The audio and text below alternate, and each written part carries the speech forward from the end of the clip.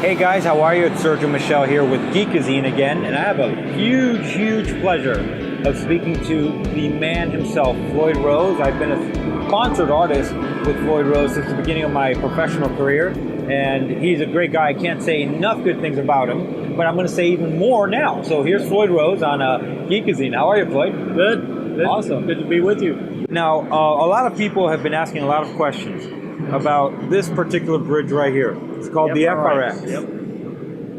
Okay, and it retrofits any guitar with a stop tailpiece, right? Basically, yeah. Great. And can you tell us a little more about how easy it is to install? And Sure. So this came about basically because lots of people that wanted a Floyd Rose had Les Pauls and other Gibson guitars, but they didn't want to route holes in the back like on a Strat style. You got the cabin in the back with the springs. And I've actually tried to do this a couple of times in the past, but with no success. So, but I have a gold top Les Paul myself that I wanted one on. So I gave it another try, and this is what I came up with. We call it the FRX, and it has a few features that are new. One, the spring is on top here, and it can be adjusted, the spring tension, instead of being hidden out of the way like a regular Strat style. You can adjust the tension of the spring here.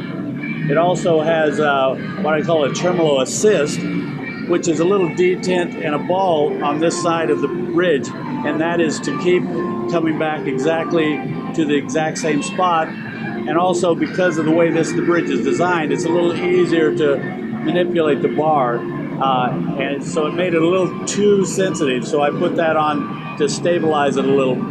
That's why I call it a trim stabilizer. So this one also has a pull-out arm. It just pops out and in. I think it's the best way to do it now. So we offer this as aftermarket for a regular Floyd as well. And the only thing you have to do is to mount the nut. It actually goes behind the original nut, which before a Floyd Rose nut, always you had to take off the original nut, route a flat spot and glue it on, well, not glue it on, but bolt it on. And this one, you just use two wood screws, two small holes that mount this behind the nut, and it does the same thing as the original Floyd. Amazing. So you now can have a Gibson with a Flying B or an SG or a Les Paul, anything with a stop tailpiece. You can top mount this on without doing a lot of routing. Let's talk about your new signature line. Yes. It has Floyd Rose on it. But these are your new guitars, and they have some awesome features on it. So this has a standard tremolo on it, Floyd Rose tremolo. We are adding a feature this year that hasn't been possible before, and it came from the FRX. The fact that you can adjust the overall tension of the springs from the top of the guitar instead of through the back. You can expose here. There's a device here that you can actually, the springs underneath are attached to this, and you can adjust the overall tension for setup from the top instead of taking the plate off, which is a pain. There's two versions of headstock. We just have one right now, and we have a couple other issues. For years, I never used, as a player, I never used the tone control because it rolls the high end off and it goes too deep down into like 2K range, which is where you get the treble or the high end on pickups, and it would, when you roll it down, it would get too dark sounding. It really wasn't useful, so I redesigned the tone control, which obviously you can't tell until you play it. But all the guitar players that have been trying this guitar with the tone circuit have really loved it because it takes and makes a very smooth sound. If you set your amp to be as bright as you want, then you can, and it's too bright for some things, you can just turn this about a quarter turn or a little more, and so it does all kinds of new sounds that you weren't able to get before.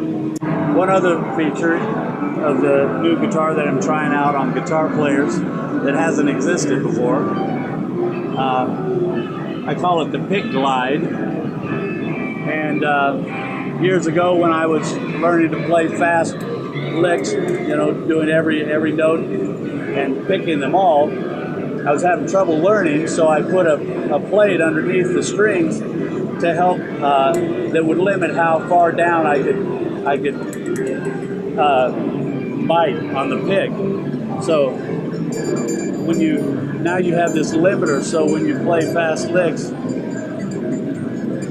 you have a limiter, so it assists you in playing when you play really fast.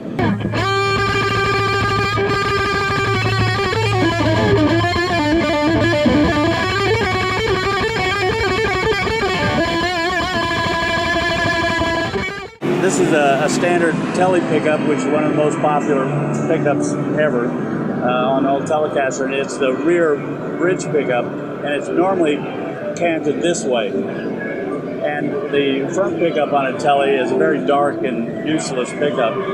So I decided what I needed to do to get that single coil sound is to put it up here and reverse it so that the low strings don't get too muddy when you play on the forward pickup. And again, it's a big hit at the show. The other product line I've come out with last year are headphones. These are going over really well with DJs especially. In fact, this is the headphone with the logo of one of the most famous DJs. And so we have this version, we have a Bluetooth version, and then this is the brand new, what we call a surround sound. You just have to hear it to believe it. The sound is incredible on these. Wow. So anyway, that's my new headphone line, my new guitar, and the new FRX. Awesome. That's covered just about everything for now. Oh yeah. And one last question. You know, a lot of people aren't aware that you also have those branded pickups, and they sound good. Yeah. About 12 years ago, I did guitars with a bridge called a speed loader, where double ball ends, you put it into the nut in here, and you snap it in, and the string comes up to tune. Yeah. And at the same time, I designed a set of pickups. There's the gold version, which is like a PAF. It's kind of the vintage sound, but improved. Yes. And then there's the red, the green, and the blue series, and they all have different characteristics depending on what it is you want as a guitar player. Different output levels. The blues are a little brighter. Different magnets. All technical guitar stuff. So if you don't play guitar and get into this, you probably won't know what we're talking about. But it's fun stuff for us guitar players. So Floyd, what's the range in the prices for those headphones? Well, they start about these are just under $100 for these for the wood. These are wood. It's hard to tell because we have a logo on this one, but these are also wood grained, and they come in different types of wood. And then this is a new surround sound. We have this is brand new this year, so we haven't priced this one, but I think it's going to be around $150, which is great prices for this quality of headphones. Okay. And what are you shooting for with the new guitar line? I want to keep it under 3,000 American. And lastly, for the FRX, what's the range? The FRX, I believe, is now. I haven't looked in a while. It's around 250, I think. Okay. But it might be more for the FRX. I get them confused because we have the new rail tail as well. Of course. And that's expensive because it's all machined. So they vary. You can find the prices, though, on the website, floydrose.com, and then floydroseaudio.com for the prices on the headphones. Great. Well, guys, this is Sergio Michel with Geekazine, and it was an honor and a privilege to speak to Floyd Rose today. Good to see you. And you have 2 days to come to NAMM, so yep. you can make it.